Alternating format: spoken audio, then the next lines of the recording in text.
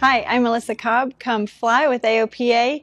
We'll join helicopter pilot Lance Panapento as he takes us on a flight to an offshore oil rig in Louisiana. My name is Lance Panapento, and I am the owner and operator of Panther Helicopters, which is in Belle Chasse, Louisiana. We operate a fleet of all Bell products, and our industry is VIP, and also 50% is in the Gulf of Mexico is what we take care of with the helicopters. When I got out of high school in 1976, I started taking flying lessons, and in 1978 is when I got my pilot's license and started working for my father at his seaplane base, which was also located in Belle Chasse, Louisiana. And he's the one that got me in the aviation business. Worked for him through to the 1980s. I branched off and started up Panther Helicopters.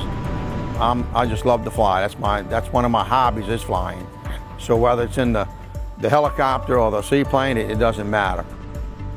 So my favorite part of the helicopter flying is flying offshore. Offshore is a very unique flying experience. It's over the water. I like going out to the platforms, meeting the guys on the platforms. You know, when you get landed on a platform, you know, getting the right setup for the landing. Most of your platforms don't have windsocks, and so if there's one that don't have a windsock, then you have to be able to read the water and find out which way the wave movement is coming. Also, when you're approaching the platform, you ask for a green deck, and when you say green deck to the platform, then they'll come back and they'll let you know if the green deck is permitted to land. If not, it's because they may have a crane in the area, up crane, right by the heliport.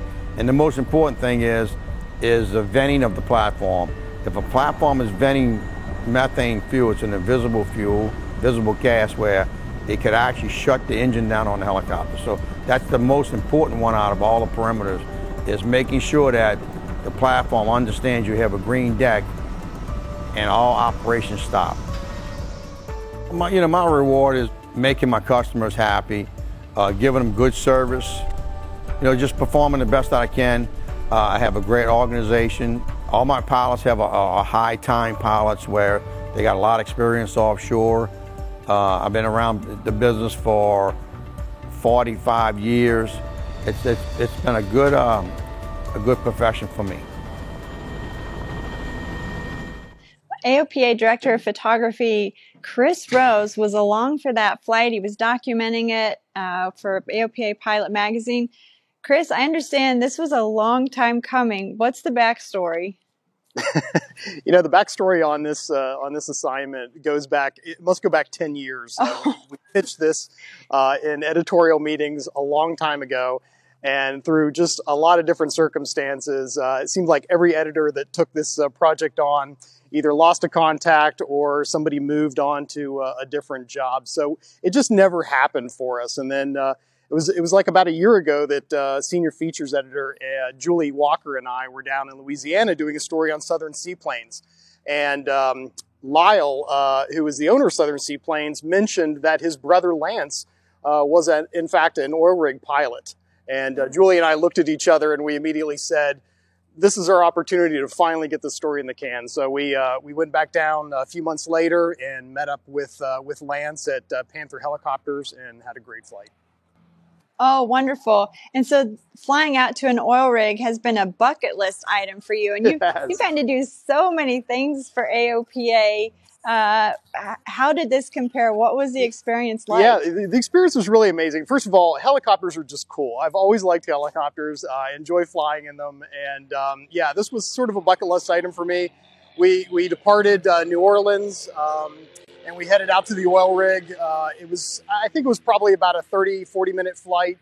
And then all of a sudden, out in the middle of this open stretch of water, you see the oil rig, and we landed on it. And, the platform that you land on is pretty much higher than most of the rig itself. So when you step out of the helicopter, you look around and all you see is water.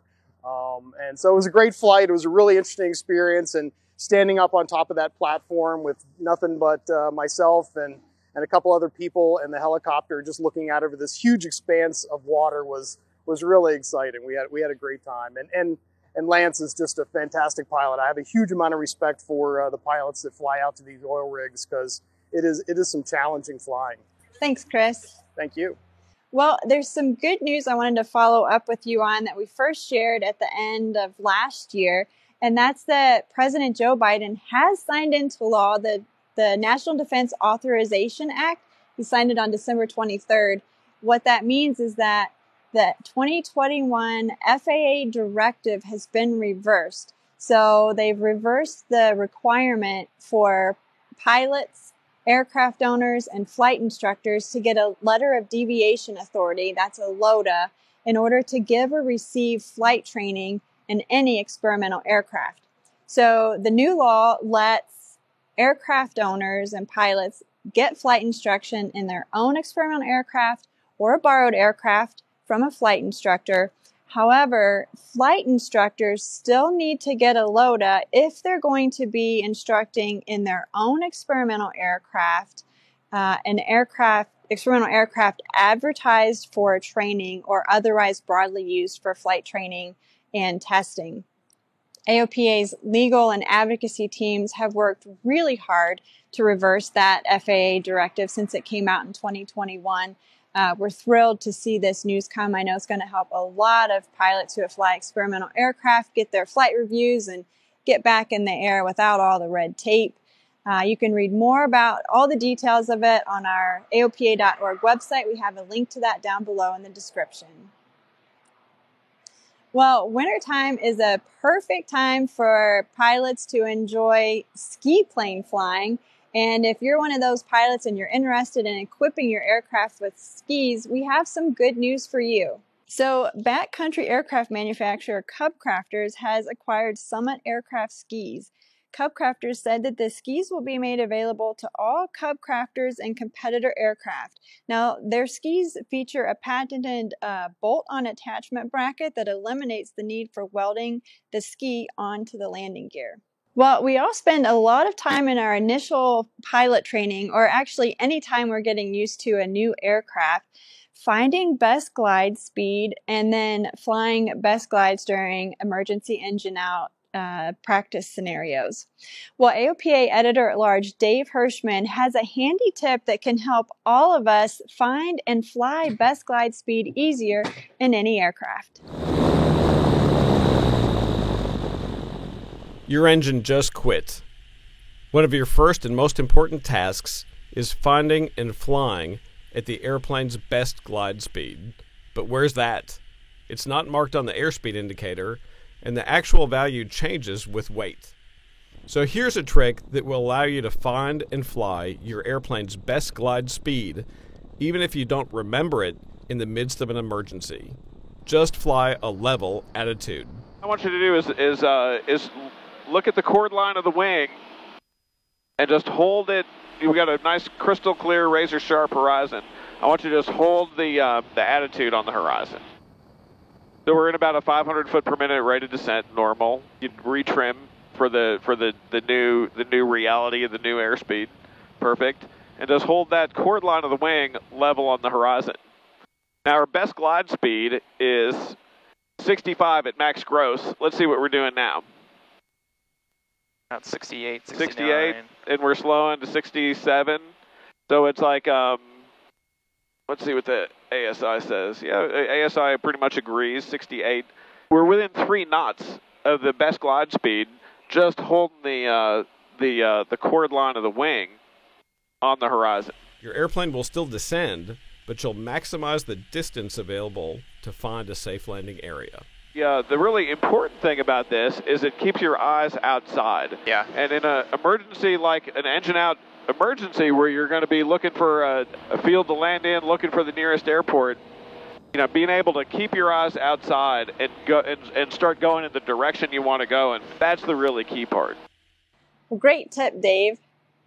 Well, if any of you are interested in learning to fly or getting other certificates and ratings or becoming an AOP check out our AOPA Foundation scholarships. So we have scholarships ranging from $2,500 to $14,000. And our application window is closing soon. It's closing on February 10th. So check out the link in our description below and go learn more about the scholarship, what's available, and how you can apply. Well, I'd like to take a moment to wish farewell to two very special members of our video team. AOPA executive producer Warren Morningstar has retired after 28 years at AOPA. He did so much for the organization during his career, starting out in media relations, and one of his biggest highlights was launching our online video presence back in 2005. For those of you who have watched his work the last many years, you can see some of the highlights and a special tribute that we did for him. There's a link to that video down in the description below. AOPA video producer Sierra Harrop has accepted a new position with the American Radio Relay League. Sierra brought the stories of aircraft and pilots to life through our video channel for 10 years. Sierra, we wish you the best as well. Well, I hope you've enjoyed this episode of Fly with AOPA. Be sure to like and subscribe so you can stay up to date on all our latest videos. And this week, we leave you with some beautiful footage from viewer Diane Gaskill flying over the Colorado Rocky Mountains. Be sure to send in your favorite flying videos at the link in the description. You just might see them on an upcoming show. And as always, if you're not already an AOPA pilot, we'd love for you to join us. Click the link at the end of the video to learn more.